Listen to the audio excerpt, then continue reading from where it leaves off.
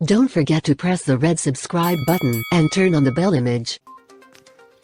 कौन सी गाड़ी होगी सबसे पहली leather free electric car?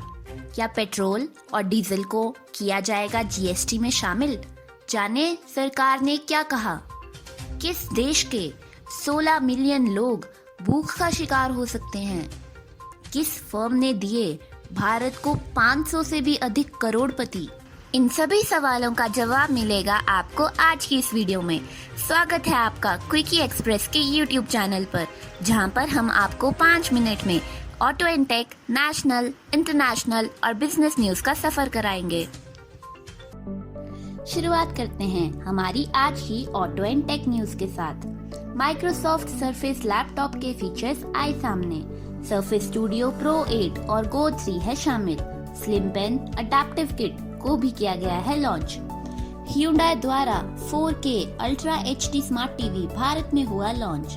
Web operating system TV द्वारा है संचालित। 34,500 है इसकी कीमत। थिंक्यू आर्टिफिशियल इंटेलिजेंस द्वारा होती है voice recognition. Volkswagen tycoon SUV हुई लॉन्च। कीमत है 10,50,000 रुपए। प्राइस रिवील होने से पहले ही 12,000 से ज्यादा गाड़ियां हो चुकी थी बुक। इसमें 5 कलर ऑप्शंस अवेलेबल है। 95% लोकलाइजेशन का दावा किया गया है। वॉल्वो इलेक्ट्रिक कार्स होंगी लेदर फ्री। एनिमल वेलफेयर की एम्बिशंस को ध्यान में रखते हुए लिया गया ये फैसला। C40 रिचार्ज होगी पहली leather electric car. Alto 2022 small car का डिजाइन हुआ लीक। उम्मीद है इसका साइज बड़ा होगा। फ्यूल एफिशिएंसी के फिगर्स में भी बढ़ने की है संभावना। आइए चलते हैं आज के राष्ट्रीय समाचार की ओर। हैदराबाद के झीलों और नदियों से निकाली गई 83,000 से ज्यादा गणेश प्रतिमाएं। 6 जोन से 1,200 कर्मचारियों ने 10,000 मीट्रिक टन से ज्यादा निकाला गया कचरा। पेगासस पर इन्वेस्टिगेशन करेगा supreme court. Technical expert committee द्वारा CGI ने कहा, स्पाइंग के एलिगेशंस की होगी इन्वेस्टिगेशन। पेट्रोल के प्राइसेस नहीं होंगे कम, पेट्रोलियम मिनिस्टर ने कहा।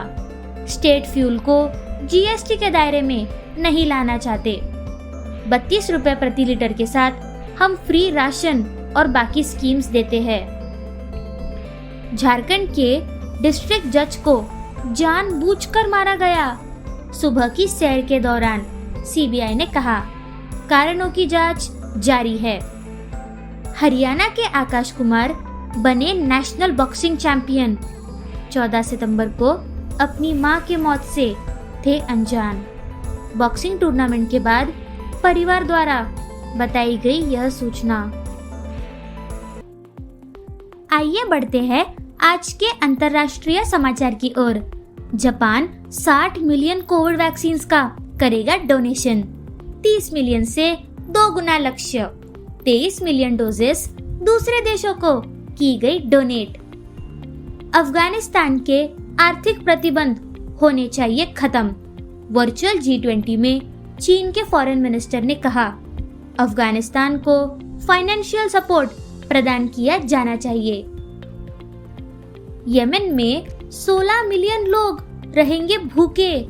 UN फूड एजेंसी ने दी चेतावनी। एजेंसी के पास पैसे और राशन हो रहे हैं खत्म। 19 चीनी एयरक्राफ्ट ने किया ताइवान में प्रवेश। 12 फाइटर जेट्स और 2 न्यूक्लियर बॉम्बर्स के साथ। ताइवान ने चीन को चेतावनी देने के लिए भेजा विमान। मानवता को क्लाइमेट चेंजेस से निपटने के लिए ग्रो करना चाहिए। UNGA में UK के प्रधानमंत्री ने कहा, अगर नजरअंदाज किया तो आइस फ्लोज भी हो सकते हैं। सफर करते हैं हमारे अंतिम स्टेशन यानी कि बिजनेस न्यूज का। 28% शहरी भारतीयों की इस दिवाली और आने वाले 3 महीनों में है सोना खरीदने की योजना। पर्सनल और फैमिली यूज के लिए ये खरीद या तो फिजिकल गोल्ड फॉर्म में होगी या ऑर्गेनाइज्ड रिटेलर्स द्वारा गोल्ड स्कीम के माध्यम से होगी। तमिलनाडु का लक्ष्य है $100 बिलियन के एक्सपोर्ट्स करना 2030 तक।